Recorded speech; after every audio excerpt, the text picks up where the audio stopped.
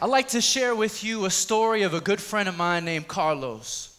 And see, Carlos's story fits the story of so many young people that fall in the cracks of our society. See, when he was in elementary school, Carlos was told he was learning to fish it. By middle school, his misdirected entrepreneurship skills got him kicked out. He later ran away from home, got arrested, went through drug rehab, and at the tender age of 14, Carlos tried to take his own life. Anybody know a Carlos? A young person struggling to find meaning and hope in their lives? But listen, that's not the end of his story. Carlos told me later he realized he wasn't learning to fish and he just learned differently.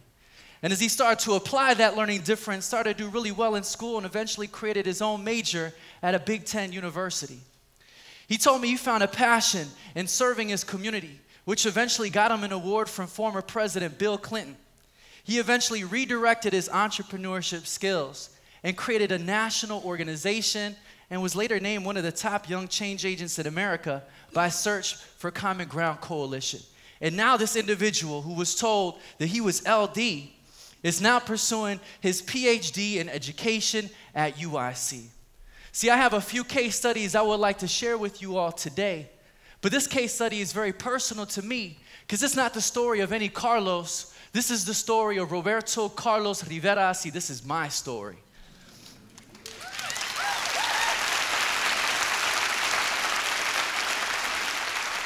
And I get a lot of folks wondering how I went from being helpless and hopeless to helpful and hopeful. How I went from being a dope dealer to what I call myself today. I'm a hope dealer. We have any other hope dealers in the house? Make some noise. And it's no doubt that this transformation necessitated that I think critically and act creatively and use my social and emotional competencies to take my pain and turn it into propane, to transform myself and the world around me. But see, I couldn't have done this on my own. I needed people who are willing to journey with me, folks like you who have what I call Michelangelo vision. You see, Michelangelo, the great artist and sculptor, as the story goes, was teaching some of his students to do some sculpting themselves. And after a long day of working on this stone, they were getting frustrated. They weren't really getting anywhere, so they threw their tools down, and this is my rendition. They come over to Mike, and they say, "Hey, yo, Mike, how do you create something so beautiful out of something so ugly? How do you create something so priceless out of something so worthless?" And Michelangelo just shook his head and said, "No. See, you have to have a relationship with that stone. It might take a few days or even longer, but then my job is easy. I seek only to chip away at the rough pieces that have trapped the sculpture." And this is very pertinent to us who are educators or interested in education. Because if we look at the root word for education, it actually comes from the Latin term educare, which means to bring out that which is already there. So really our focus of education should be twofold. One is to see the beauty and brilliance in our youth, and two is to help them to see that and experience that in themselves. I love the theme of this conference this year, what is connected? How many of us know that some things that appear disconnected at first glance can be very deeply and profoundly connected beneath the surface? See, on one hand, we have a major crisis in education, and this is supported by the fact we have a 40% dropout rate nationally, which has escalated to 70 or even 80% in some of our urban centers. We have over 2.5 million people locked up, and we know that a disproportionate number of these folks are young men of color who dropped out of high school. On the other hand, we have this major crisis in our nation as it pertains to our levels of happiness and sense of fulfillment. See, even though GDP has increased in the last 50 years, our levels of happiness have plummeted. We have more material possession in mainstream America than ever in the history of the planet, but yet we have depression levels that have skyrocketed, and our life satisfaction and fulfillment has plummeted. I know that I felt depression sweep over me when I graduated from college, but realized all the kids that I grew up with were either dead, in jail, or trapped under the canopy of addiction. So some colleagues and I, we started doing a little research, remixing my experience with empirical evidence from social and emotional learning, positive youth development, and culturally relevant pedagogy. driven by this question of how do we create and cultivate hope in the hip-hop generation, we were led to the work of Brazilian educator Paulo Freire, who once said, "Hope is found between acknowledging our concrete realities and actively working towards the dreams of what is still possible." We realized that this critical, creative, and socially, emotionally competent hope was not something that we could just school in our young people. It was something that needed to be educated and drawn out. So we thought, what better way than to engage this generation using hip-hop culture, the very culture that they found themselves totally immersed in. So we started using hip-hop to cultivate hope. We called it Hip Hope. And we started implementing this in different districts and in different schools. And we saw GPAs jump up a full point in a matter of weeks. One alternative school that you had to be kicked out of 2 other schools just to get invited into this school. They had really high standards. They had a 100% graduation rate after the first year of implementation. 28 different schools, thank you. We worked with 28 different schools with the YMCA in Cincinnati. And after 3 years, they were named the top after-school association in the nation. And now we're doing quantitative and qualitative documentation with different professors like Professor Slayton at Purdue University. But what I'd like to share with you today is a case study of when we first started implementing Hip Hope in a school and in a district. And see, for us, crisis has always been the precursor for opportunity. And so as we were courting this particular district, we noticed that different articles were coming out in the paper saying that the teachers couldn't teach because there was so much violence in the schools and the police were coming to the schools almost every day. So we went to the superintendent and said we had this idea called Hip Hope. And he said, well, we've tried every intervention. Might as well try this hip-hoppity stuff. So he gave us his blessing to go in what was deemed the worst school in the district. We met with the principals and were quickly able to ascertain that a majority of the issues in the school came from 4 classes. Looking a little bit deeper, we saw that they were warehousing their brown and black youth with every label under the sun, from EBD to ADD to ODD to LD to XYZ, and yes, we thought even some might have been down with OPP. But the last thing that these young people needed was another intervention to come fix them. And they had been exposed to too much. They didn't need prevention. What they needed was invention. And the invention of new opportunities to experience themselves in a new way. So we decided to do an all-school assembly. We had hip-hop artists come in and perform. I shared my story, but we announced that we were rolling out a brand new leadership program that we were only going to provide for a few elite classes with the hopes of spreading it throughout the school. This was on a Friday. On a Monday, we show up at the 4 classes, and they could not believe that we chose them. But we said, you all have tremendous influence in this school and in this community. We want to help you use that influence for good. So we started working with them for 10 different weeks, right? Getting them to think critically about the different media messages that they were consuming and how they were defining success for our youth. We encouraged them to sample consciousness. And just like a DJ or a producer will sample from different records and create his own remix, his own sound, we said, why don't you sample from the records of history, of young people who've been revolutionaries and active in social movements? Why don't you sample from the example of hip-hop and young people who redefine their dreams in their own terms? And instead of asking, are you smart? How about asking, how are you smart? And we helped them to understand that their passions in DJing and MCing, breakdancing and graffiti connected with the multiple intelligences of Howard Gardner. And so once they realized they had this spark, we started fanning that in the flame and helped them to re-engage with their education.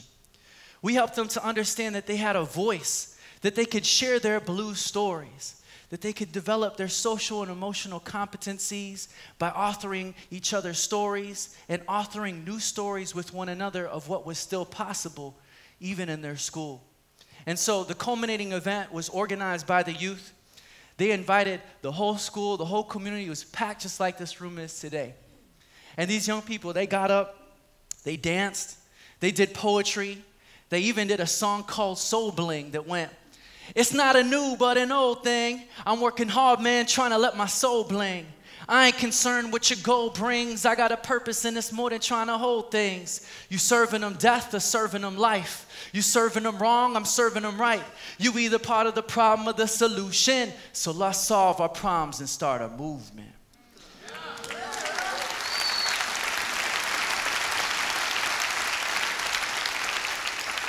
And these young people started a movement in that room. They got a standing ovation.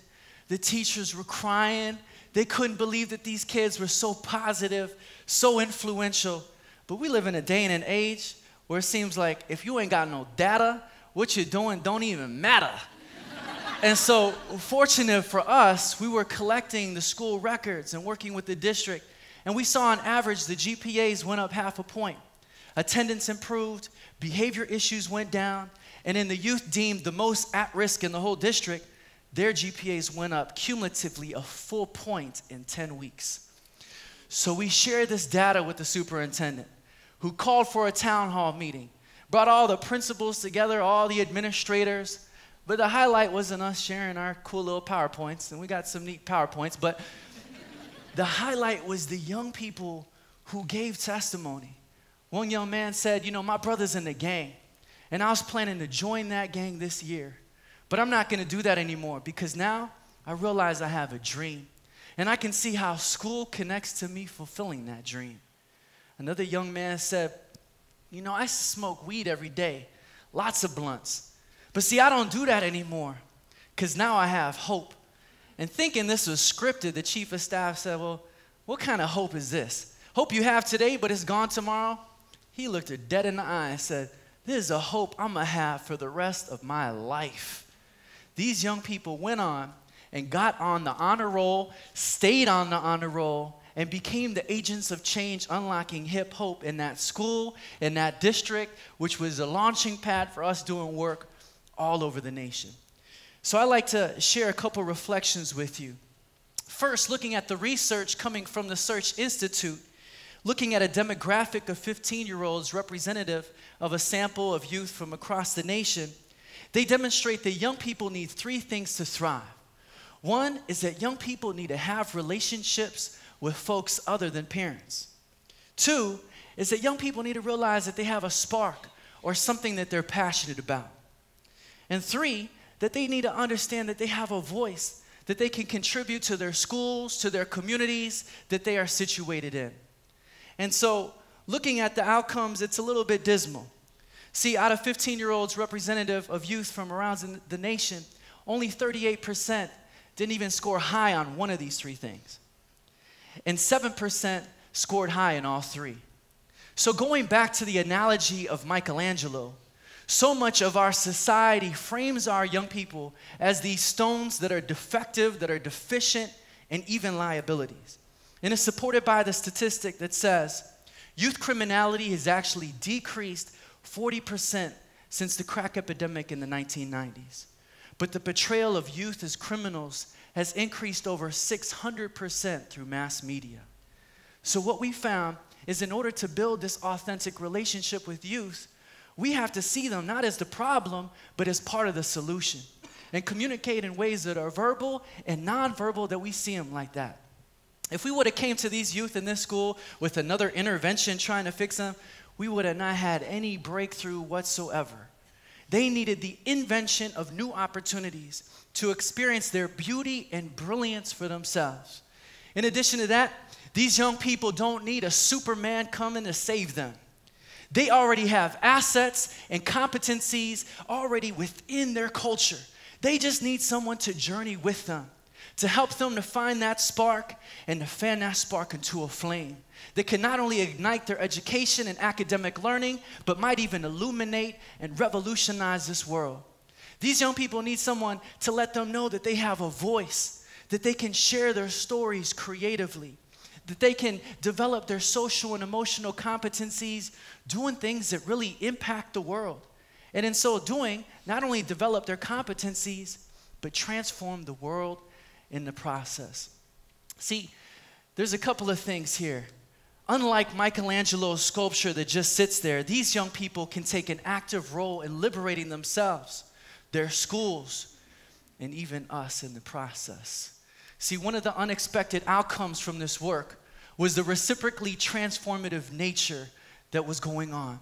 As we saw these young people push past their fear and, speak in front of the superintendent and perform in front of the community, that would later give us courage to doing professional developments around the nation, speaking at the #1 school of education in the world. And so these young people have been so inspirational to us that my partner, Jennifer Levitt-Moy, and I, when we started Good Life, we had to have our own youth leadership board. So they created programs, products. They have an app called Youth Voice Nation that you can get on iTunes. So these young people have just been so inspirational. I could tell you about Zenny Gonzalez, Jackie. I could tell you about Emma or Ted. But let me share real quick about David. David is a young man who grew up on the southwest side of Chicago, a community plagued with violence. This young man will put his life in danger every day just walking to school and coming home. But despite all these challenges, David ended up being the first person in his family to ever graduate from high school. He ended up doing so with a full 4-year academic scholarship to a prominent university out east. And so during graduation, we had to celebrate. So I took him to filet mignon in downtown Chicago. And he was happy to have the filet mignon, but he expressed excitement to try something new, but also scared to leave the boundary of his hood, to go all the way out east, to be in classes with kids he had never shared a classroom with before. But I encouraged him with the message that I learned from my youth earlier on. I said, look, courage is not the absence of fear. Courage is action in the face of fear. And if you feel fear, that's just an invitation to be courageous. Well, I must have said something, right? Because he went out east and not only knocked out school, but then did a semester abroad, traveled all over Europe, all over Africa, and that put me in check. I realized there were some ways that I was holding back in my life. I realized I was still holding on to the pain of being told that I was learning disabled. And I had a dream of one day going after my PhD and making a contribution to the field. But seeing his courage helped me to turn my pain into propane. So I did the GRE, I applied, and I even got a fellowship to get my PhD.